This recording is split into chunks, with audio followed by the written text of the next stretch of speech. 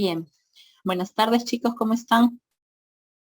Llegó la hora pediátrica. Hola, ¿me escuchan? Sí, ¿verdad?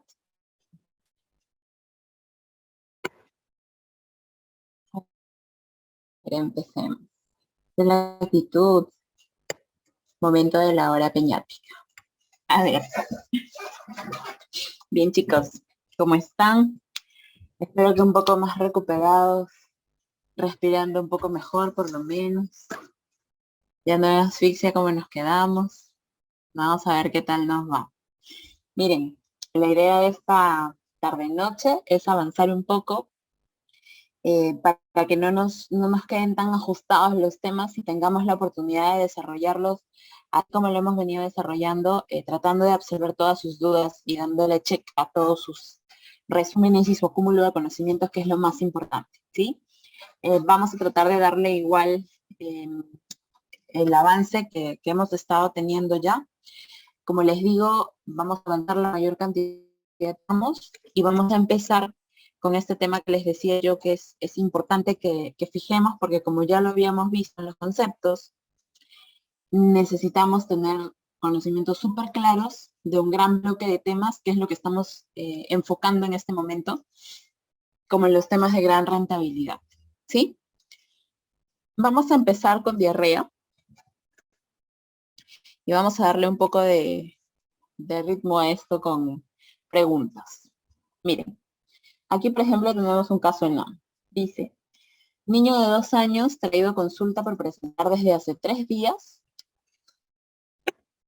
fiebre y hace un día presenta dolor abdominal tipo cólico a predominio del abdomen, vómito alimentario, deposiciones semilíquidas, sanguinolentas con moco, tiene como antecedente un contacto de animales domésticos y de granja, nos ponen incluso que son aves de corral, y el examen físico hidratado, abdomen blando, depresible, dolor en la palpación profunda en fosa ilíaca derecha sin signos de defensa. El cirujano pediatra ya descartó un abdomen quirúrgico. Y entonces nos preguntan cuál creemos que es el agente responsable. Campylobacter, Shigella, Campylobacter, Campylobacter. Ajá. Ok. Creo que en masa tienen la respuesta, ¿verdad? Estamos totalmente de acuerdo. Estamos hablando de Campylobacter jejuni. Quiero que enfoquen muy bien esta pregunta, que es un paciente que cada vez que ustedes vean una pregunta por diarrea, primero tienen que tener en cuenta, número 1, cómo luce, cómo es la diarrea. Y tercero, si hay algún dato adicional. Ojo que también es importante la edad, pero no la utilizan mucho como un factor para las preguntas. Entonces remarcamos, es un niño de 2 años, no es tan pequeño. ¿Luce bien o mal? Para que hayan pensado en que hay un abdomen agudo quirúrgico.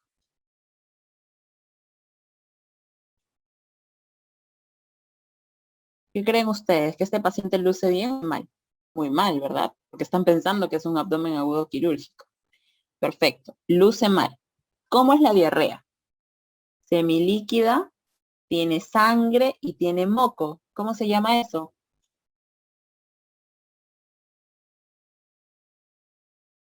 Disentería. Perfecto, chicos. ¿Y nos dan un dato adicional? Sí, nos dan un dato adicional. Que ha habido contacto con animales. Ese contacto con animales que les dan es casi patognomónico en las preguntas para Campylobacter. Así de simple. Sin ese contacto con animales, yo estaría totalmente de acuerdo con su compañero que me dijo que podía ser Shigella. Sí, podría ser Shigella. Porque el Shigella será epidemiológicamente la diarrea más frecuente disentérica en niños. ¿Ok? Vamos a enfocar un poco esto que les acabo de mencionar. en un cuadro. Cuando nosotros hablamos de diarrea aguda, tenemos que enfocar algunas cosas puntuales con respecto a ello. De lejos, una de las cosas más importantes que tenemos que ver es el tiempo. Cuando una diarrea es aguda, cuando una diarrea es persistente y cuando una diarrea sea crónica.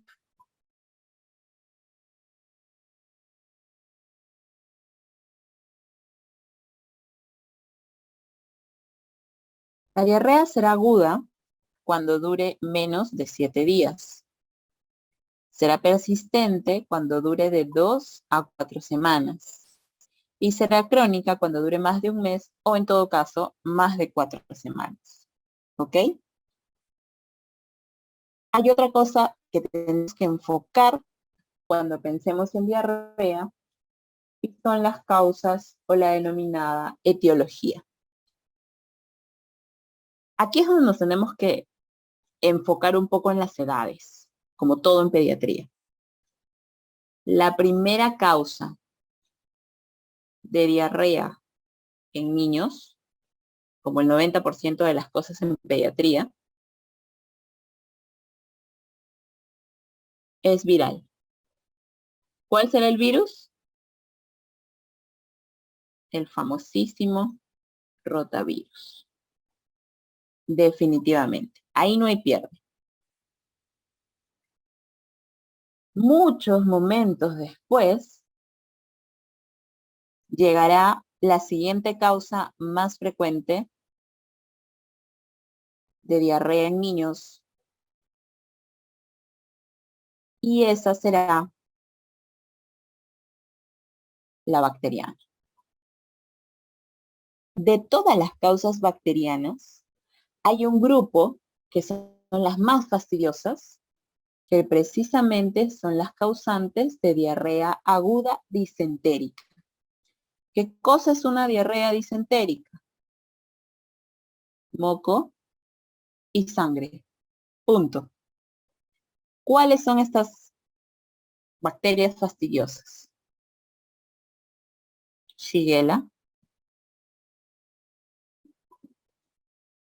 Salmonella y Campylobacter. La más frecuente, que no se les vaya, de lejos, es Shigella. De paso, con la Shigella los pacientes lucen mal. En general, casi con todas las diarreas disentéricas, el paciente luce mal. ¿Qué es lo característico de Salmonella? Tiene que haber como antecedente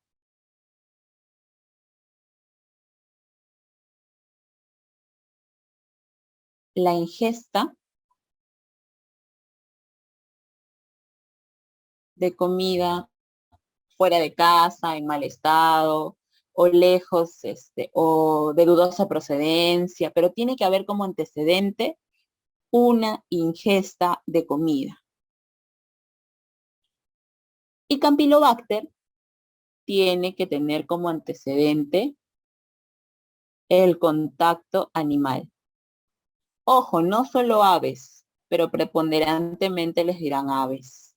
Ya cuando les dicen paloma es porque, bueno, no quieren que marquen Campylobacter, pero casi siempre esto es lo puntual que va a ayudarles a diferir a ustedes uno de otro. E. coli, sí, E. coli también es parte de las disentéricas, pero no es la más frecuente. A pesar, o sea, no está incluso dentro de las más frecuentes. Yo diría que acá seguimos otra vez con puntitos suspensivos y tenemos por aquí E. coli.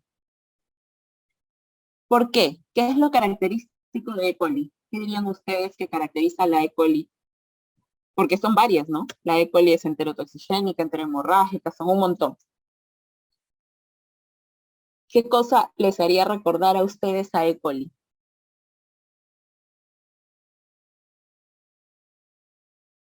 Shu, muy bien. En niños es Shu. Y exacto, como dice su compañero, es la diarrea del viajero, ¿verdad? Y la diarrea del viajero no es muy frecuente en los niños.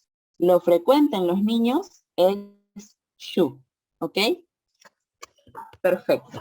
Esa es la idea que ustedes les tiene que quedar de la E. coli, ¿sí? Por eso es que a veces no está considerada dentro de, digamos, de las más frecuentes en las que nosotros tengamos que ver para ver como diarrea disentérica. Al contrario, está, digamos, como que mucho más abajo de las diarreas. Síndrome urémico hemolítico, eso es SHU, ¿ok? Entonces, es importante que la tengamos en cuenta para esto, sí, pero tenemos que tener más consideración con el resto, con las otras tres que les he mencionado. Entonces, es importante que ustedes sí la consideren, pero no es de las más importantes que nos van a poner, sobre todo en las preguntas, porque nos van a poner niños más pequeñitos, ¿no? Cuando nos ponen SHU, nos ponen un cuadro mucho más aparatoso, es diferente, lo vamos a ver probablemente también en el desarrollo de las clases, así que no se preocupen. De paso, ¿cuál es la E. coli que produce la toxina Shiga? ¿Sabemos?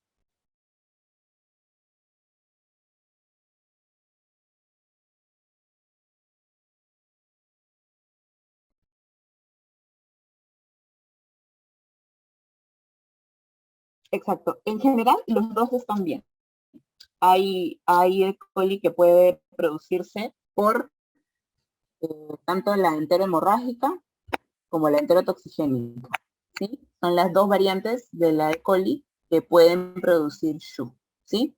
Así que no se preocupen que eso definitivamente es una posibilidad, sí, pero sobre todo es una posibilidad de una diarrea que empeora, ¿no? O sea, ustedes se van a dar cuenta claramente, cuando ustedes me van a decir síndrome urémico hemolítico, ni siquiera van a pensar en el resto, porque la patología es diferente, los síntomas son diferentes, ¿no? O sea, ustedes se van a dar cuenta que es una diarrea que es puramente sanguinolenta, pero además empiezan a tener oliguria, empiezan a tener alteraciones de la función renal, que ya obviamente los va a orientar a ustedes puntualmente a decir que definitivamente es un síndrome urémico hemolítico y no es simplemente una diarrea disentérica, ¿correcto?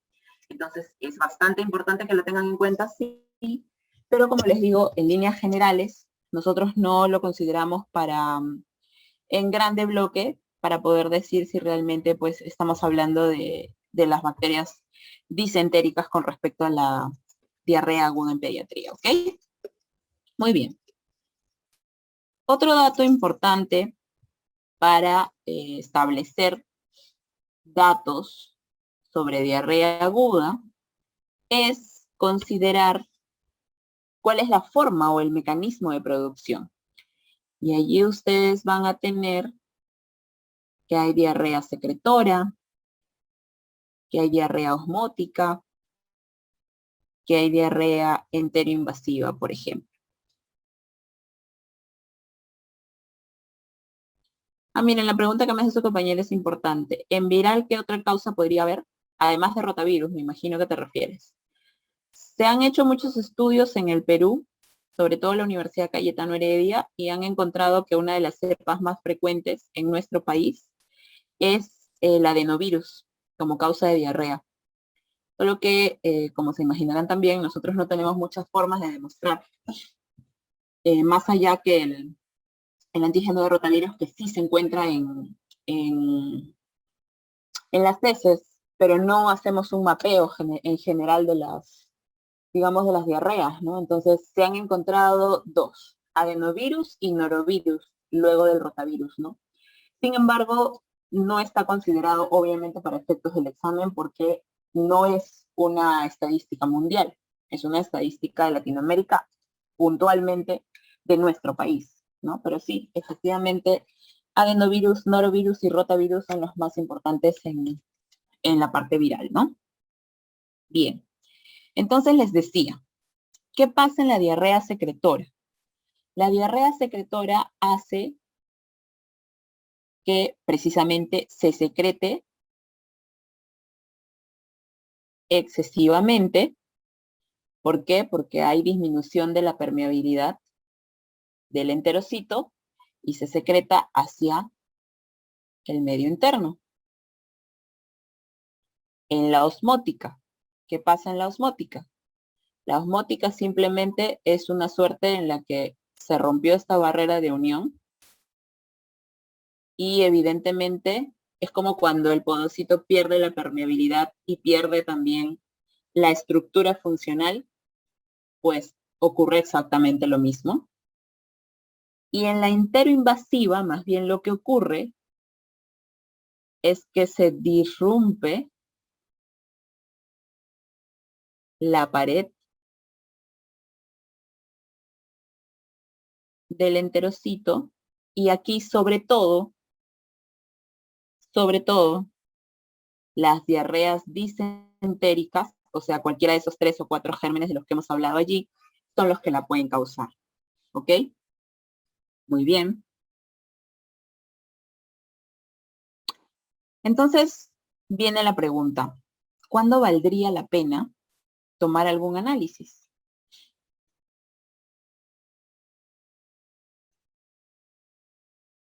¿O qué análisis de laboratorio son los que valen la pena que podría a ustedes producirles, digamos, el resultado de qué cosa les puede orientar hacia tal o cual bacteria o qué paciente van a poder hospitalizar o no, o por qué lo tendrían que hospitalizar? Todas esas respuestas se las tiene que dar, obviamente, su clínica, pero además, exacto, los dos, como reacción antiinflamatoria y como coprocultivo, pero tenemos que saber en quiénes, cuándo, cómo, por qué, ¿sí? Entonces, esa es la idea de buscar este tipo de respuestas. A ver, miren, por ejemplo. Ay, a ver, ahí les estoy leyendo.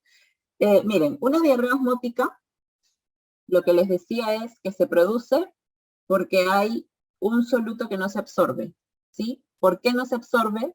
Eh, Porque no se absorbe, mejor dicho, va a aumentar la carga osmótica y se arrastra el líquido hacia la luz intestinal.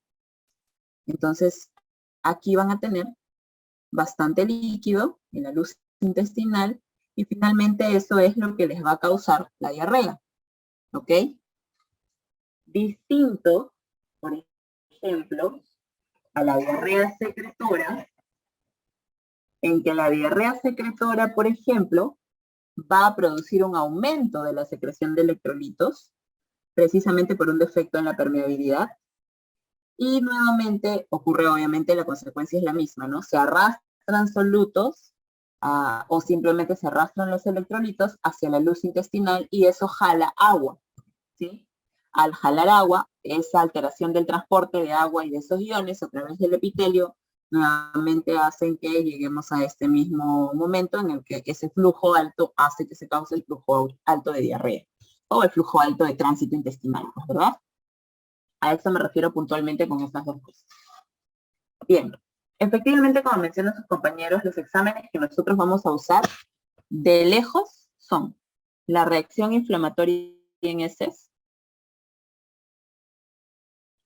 que será positiva siempre y cuando tenga más de 20 leucocitos por campo. Si no, no es positivo.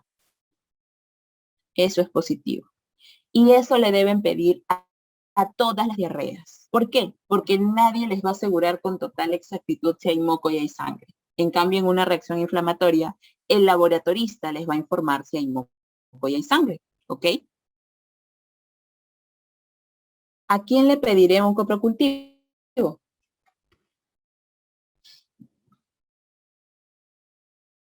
Tres criterios. Perfecto. Si es disentérica, si ya viene con historia de disentérica, si el niño luce tóxico o luce mal, o si voy a hospitalizar al paciente. Esos son los tres motivos para pedir un coprocultivo. De lo contrario, chicos, reacción inflamatoria en heces, positiva antibiótico, negativa a su casa, con hidratación. Punto final.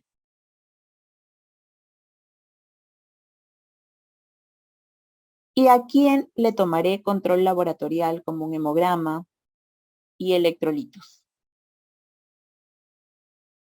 Exacto, el triángulo de la evaluación pediátrica te ayuda a ver si el niño luce mal o no luce mal.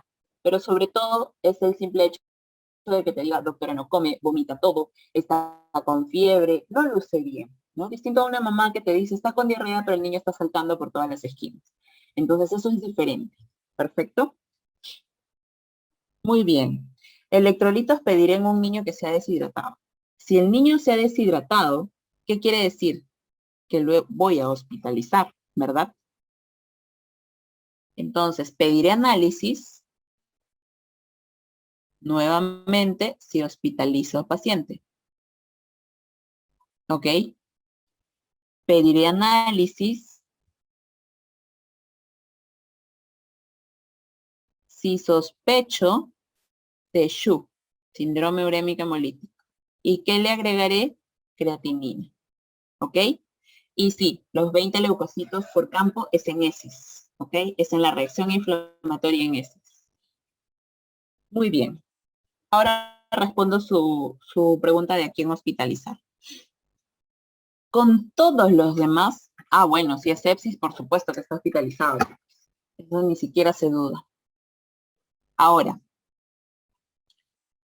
nos corresponde ver entonces cómo lo vamos a manejar. Y cómo lo vamos a manejar va a depender del estado de hidratación.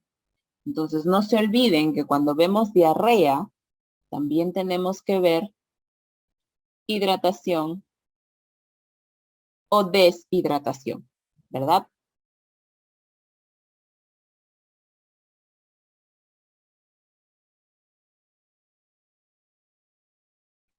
En hidratación o deshidratación, como lo quieran enfocar, que es finalmente cómo vamos a tomar la decisión, tenemos que ver tres cosas importantes.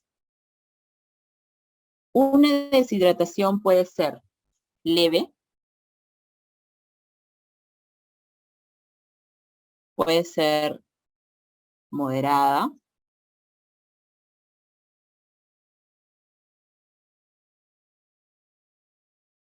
o puede ser severa, ¿correcto? En la deshidratación leve, por ejemplo, ustedes van a tener el sistema nervioso central alerta, van a tener los ojos ok, o llamémosle ojos normales, no están hundidos, van a tener las mucosas húmedas. Hay un dato objetivo que es la pérdida de peso, ¿no? Entonces, en la deshidratación leve, la pérdida de peso es menor del 5%. Lamentablemente no siempre vamos a poder objetivizar ese dato, pero es el dato más objetivo que existe. Ojo, el porcentaje de peso perdido. Y luego vamos a evaluar las funciones vitales. Las funciones vitales en una deshidratación leve van a estar ok. El flujo de orina en una deshidratación leve también va a estar ok. Y la perfusión en una deshidratación leve, por supuesto, será normal. La pérdida de peso del 5% es en el momento en el que tu paciente llega a la emergencia. Tú le preguntas a esa mamá que te dé el carnet de peso y talla, el carnet de CRET, para eso es importante, que no lo tendrá en ese momento, y tú vas a pesar al paciente en ese momento. Si la pérdida de peso de ese paciente ha existido, pero es menos del 5%, entonces tú dirás, ok, corresponde a una deshidratación leve. Si yo pienso que es una deshidratación moderada, es porque esta pérdida de porcentaje de peso está entre el 5 y el 10%. Que este paciente que estaba con el sistema nervioso alerta en la deshidratación moderada es un niño absolutamente irritable. que va a tener los ojos hundidos, que va a tener las mucosas ya no húmedas, sino secas, pero de repente secas en una cruz, si lo que quisiéramos estimar de esa manera. Con respecto a las funciones vitales, ya vamos a tener aquí sobre todo la frecuencia cardíaca elevada. Es lo que más va a llamar la atención. Ya no va a ser la orina normal, probablemente haya oliguria.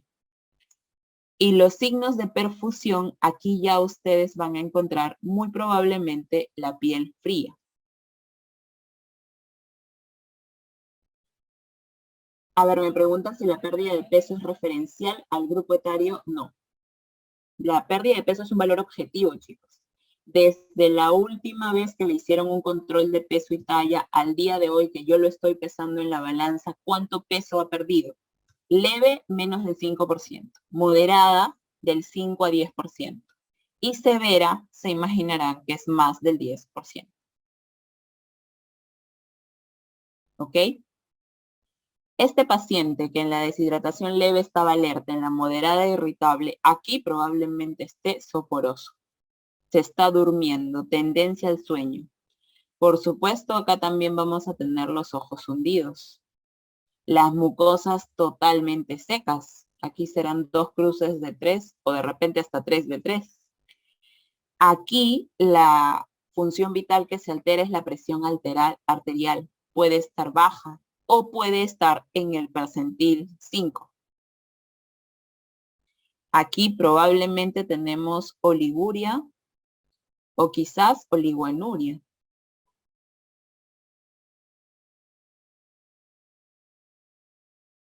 Y aquí probablemente en la perfusión nuestro llenado capilar sea mayor a 2 segundos. Quiere decir que en la deshidratación severa estoy sospechando o podría tener un paciente en qué estado.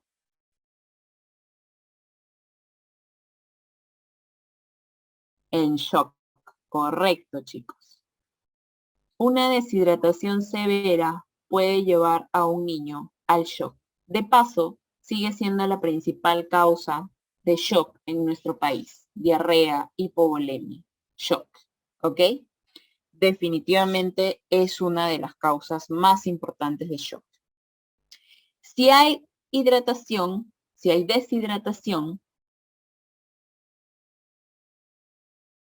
quiere decir que yo tengo que hidratarlos, ¿verdad? Muy bien. Si yo tengo que hidratarlos, entonces diré que en la deshidratación leve, yo los voy a hidratar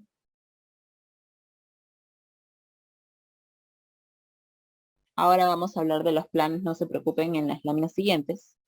En una deshidratación leve con un aproximado de 30 a 50 mililitros por kilo.